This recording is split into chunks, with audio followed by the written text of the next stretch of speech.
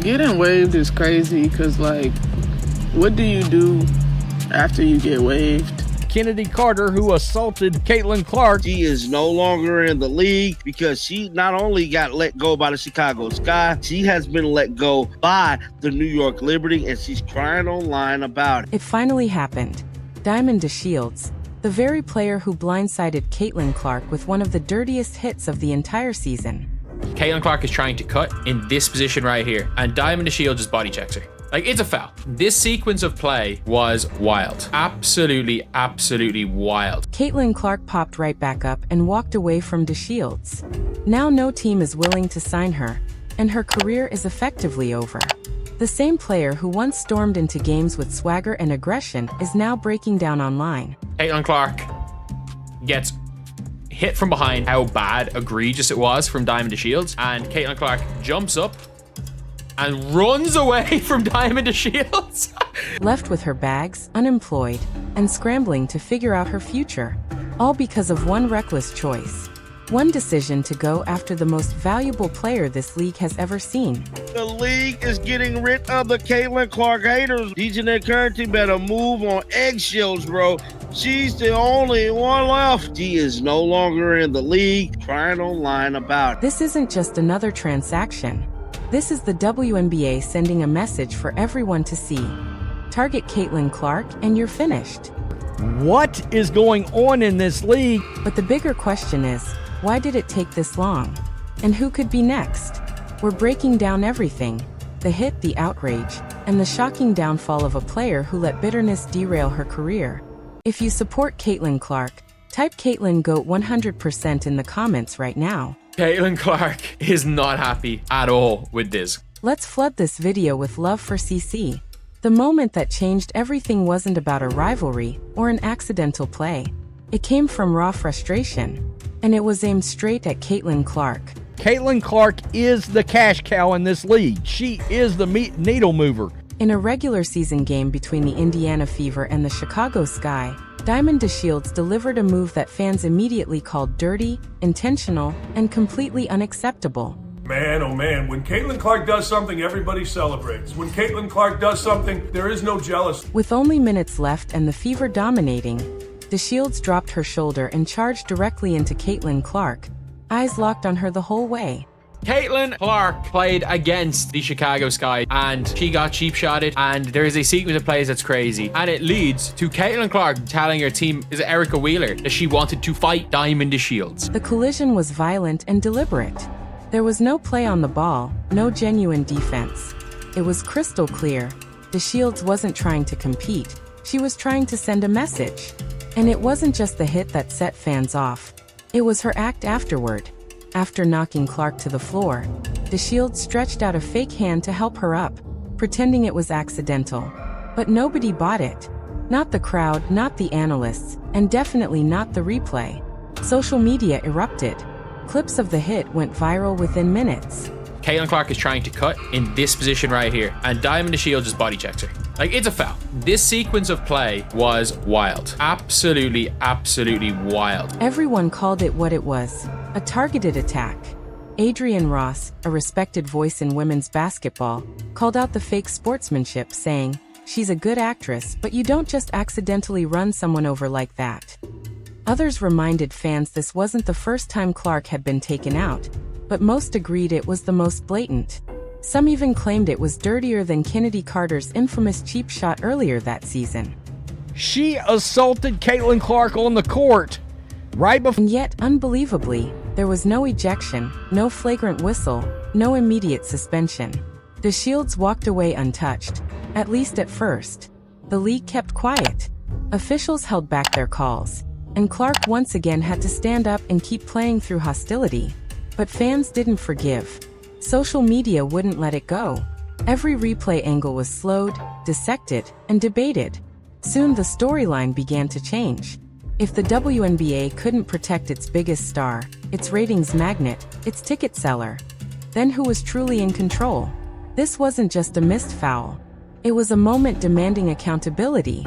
And as we'll see next, accountability finally reached Diamond DeShields. Diamond DeShields actually getting waived from the Connecticut Sun just one day prior to tomorrow's May 16th WNBA 2025 season tip-off. She looked heartbroken and in pain, with the news of her being waived from the Connecticut Sun. Getting waived is crazy because, like, what do you do after you get waived? I got all my stuff up here that I drove in a rental car from Atlanta, and now I have to drive all my stuff back to Atlanta, but I can't seem to find a rental car because none are available anywhere. So I need to figure out how I'm gonna get my stuff back to Atlanta. The team will ship 3 to 5 boxes, but I have more than 3 to 5 boxes worth of stuff. If you are not producing, if you're not giving them what they need, if you're not putting them stats up, if you ain't putting up no numbers, you are gonna be out of a job. Again, look what just happened to Haley Jones. She just was on Instagram the other day, excited about closing on a home. The very next day, the Atlanta Dream just cut her. In the harshest way possible. For a while, it looked like DeShields had dodged punishment. No tech, no fine, no suspension. But behind the curtain, the clock was ticking, and the walls were closing in fast. What followed wasn't a minor penalty, it was career destruction. After her hit on Caitlin Clark, her role in Chicago quickly faded. She was released quietly. No press release, no farewell, just gone. Then New York took a chance. A comeback, right? Wrong. That ended even quicker. Later, Connecticut signed her, and fans thought she'd get one last shot. But one day before the 2025 season, she was waived again. This time it felt final. What followed was one of the rawest, most emotional moments we've seen. She turned to social media, not in anger, but in quiet desperation. Caitlin Clark played against the Chicago Sky and she got cheap shotted, and there is a sequence of plays that's crazy, and it leads to Caitlin Clark telling her team, is it Erica Wheeler, that she wanted to fight Diamond DeShields. She uploaded a video from her car, surrounded by her possessions. She looked blank, heartbroken, defeated. She explained how she rented a car and drove from Atlanta, excited to play for the Sun, only to be cut before opening night. Now she couldn't even find a rental to take her things back. She admitted, the team will ship 3 to 5 boxes, but I've got way more than that. It was the voice of someone realizing their dream had slipped away. Not in celebration, but in silence. The league never announced a suspension, but the message was unmistakable. No team would sign her. She was effectively blacklisted. WNBA commissioner playing in house with these Caitlin Clark haters. What many are calling a quiet lifetime ban has now become the most visible downfall of a WNBA player in years. And it wasn't only fans watching. Even fellow players and analysts reacted. One commentator said, she's the latest one. They're cleaning house. One after another, Caitlin Clark's critics are being removed. And if you look closely, it's real. Kennedy Carter is gone. As the lovely Lee Ross always says, women in sports do not want to see other women in sports succeed. It's just the way they're built. Kennedy Carter gone. Now Diamond DeShields. This isn't by chance. It's a clear trend. And Diamond's collapse sends the loudest message yet. She went from rising star to headline villain. Her foul on Caitlin Clark, an action she never apologized for, now defines her career. Not her points, not her teams, but that one reckless blow. Fans online had no mercy. Somebody said that the Diamond DeShields flagrant foul on Caitlin Clark was more dangerous than the Kennedy Carter one. As Diamond wept about her belongings and asked how she'd return to Atlanta, one person posted, "She gonna cry in the car." Another added, "Play stupid games, win stupid prizes." Sympathy was rare. For most, it wasn't just about a single hit. It was about a toxic culture finally breaking apart. DeShields may not hold an official lifetime ban, but she's finished. The WNBA drew a line, and her name landed on the wrong side. But her downfall is only part of the story. It revealed a deeper problem brewing in the league for months. A mix of jealousy, resentment, and power struggles that finally exploded when Caitlin Clark arrived. Diamond DeShields lays out Caitlin Clark because all the Sky's untalented women is what they have left is racist rage. Let's be real. Caitlin Clark didn't just enter the WNBA, she shook it. She brought record ratings, sold out arenas, and a spotlight the league had never known. But with that attention came something else. Tension. And not just competition. Something personal, even toxic. From the start, some players saw Clark not as a rival but as a threat. A white rookie from Iowa who instantly became the face of the league. That didn't sit well. What began as shade became hard fouls, online digs, and locker room whispers. DeShields was the one who took it physical, and paid the price when the league said enough. But here's the twist. The WNBA never publicly defended Clark. While fans begged for protection and media called out the targeting, league officials stayed silent. Commissioner Kathy Engelbert faced waves of criticism. Some even speculated Adam Silver had to step in behind the scenes, as the optics spiraled out of control. When's the last time you didn't see Caitlin Clark talking about a teammate? When's the last time you saw Caitlin Clark talking about herself or any of the accomplishments that she has had? Let me give you the answer to that. Never! That's why their team has gotten good. She could have been an egomaniac. Everybody in the league knows that she is the league right now. Are you kidding me? Then came the race conversation. Difficult but unavoidable. Many of Clark's harshest confrontations came from black players, and both black and white commentators pointed it out. Meanwhile, Clark, a white athlete in a majority black league, was shoved, mocked, and isolated, all while lifting the WNBA's profile higher than ever. Diamond DeShields actually getting waived from the Connecticut Sun just one day prior to tomorrow's May 16th, WNBA's 2025 season tip-off. She looked heartbroken and in pain, with the news of her being waived from the Connecticut Sun. Getting waived is crazy because, what do you do after you get waived?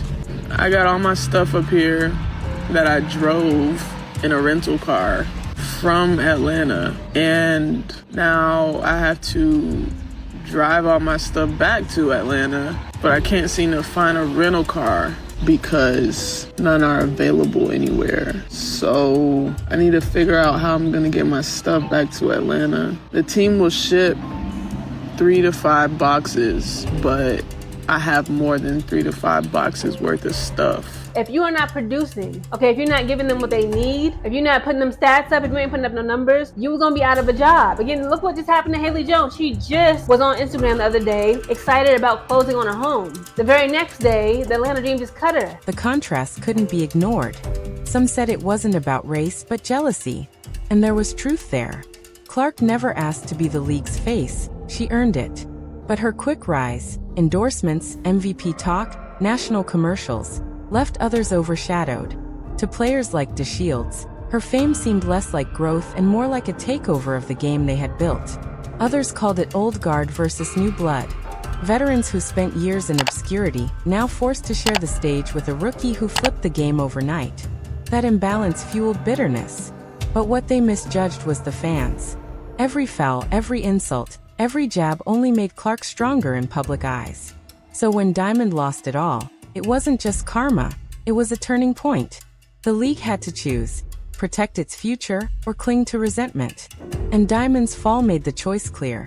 Most points by a point guard in a season in WNBA history. Most double-doubles by a rookie guard in WNBA history. Most points by a rookie in WNBA history. Most assists by a rookie in the history of the WNBA. First WNBA rookie to record 2 triple-doubles. First triple-double by a rookie in WNBA history. First triple-double in Fever history. The first player to be named WNBA Player of the Month and Rookie of the Month in the same month. First player in WNBA history with 20 or more points, 15 or more assists, and 5 or more rebounds in a game. She won Rookie of the Month 4 times. Eastern Conference Player of the Week 3 times. Single season rookie record for assists. Single season rookie record for 3-pointers. Single game record for assists, 19. Franchise record for most double-doubles, 3-pointers. Career 10 or more assists in a game. Franchise record for most career 10 or more assists in a game. Fastest WNBA player to reach 100 3-pointers. She did it in 34 games. Most assists by a rookie in a WNBA All-Star game, for which she received the most fan votes ever, 700,000 of those. Fastest player to reach 350 points and 150 assists to start a season, regardless of years in the league.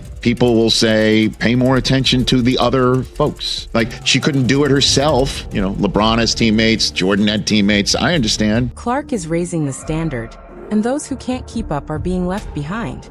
The only question now is, who's next? Will the league finally protect its stars?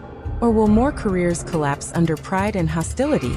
If you believe Caitlin Clark is the GOAT and proudly support her, type Caitlin GOAT 100% in the comments right now. Let's make this message too loud to ignore. And if you haven't already, like, subscribe, and hit the bell, because this story is far from over. There's the two sides who think she is only popular and does have the notoriety and recognition that she does because she is white. There is the other side that says you guys are crazy, you're all jealous of her, and she is just talented. Right, and that's what a lot of these women are doing, is they feel like what we have done for this game, this young player has come into our game, and she's getting way more respect and all that stuff than we are. As she should. The young girl is a baller. The young girl has people watching because of the way she can shoot this basketball like Steph Curry. Steph Curry can't dunk. Steph Curry don't do none of that in the game. He can probably dunk by himself, but he don't really do none of that in the game. He is a shooter, and fans tune in to see Steph Curry. When I look at Caitlin Clark, fans are tuning in to watch her. And you know who that's helping? Everybody else. It's helping the Asia Wilsons. It's helping everybody else, the Plums, all that. It's helping all of them, the Tarasis. Because everyone who tries to guard Cece winds up